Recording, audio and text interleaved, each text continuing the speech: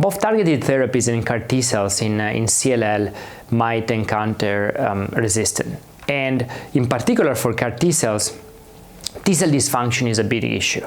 And so what we have shown in our work, first in the preclinical setting and then in a clinical trial at the University of Pennsylvania led by my colleague Dr. Sargio, that if you treat the patients with Ibrutinib first and then with CAR T cell, you actually get pretty remarkable responses and responses that last long term.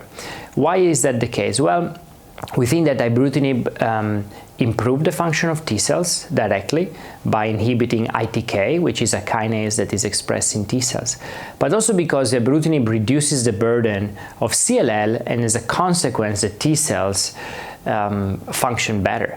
And so having a course of Ibrutinib first and then CAR T cell later, continuing Ibrutinib during CAR T cell treatment, have led to pretty promising results, as we showed and other groups have been showing. So I think it's a possible important strategy to overcome resistance in CLL.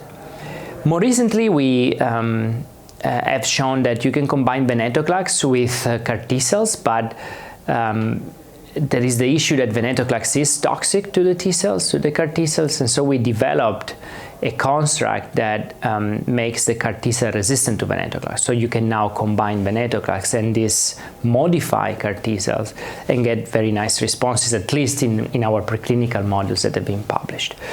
So one strategy to overcome resistance is combination.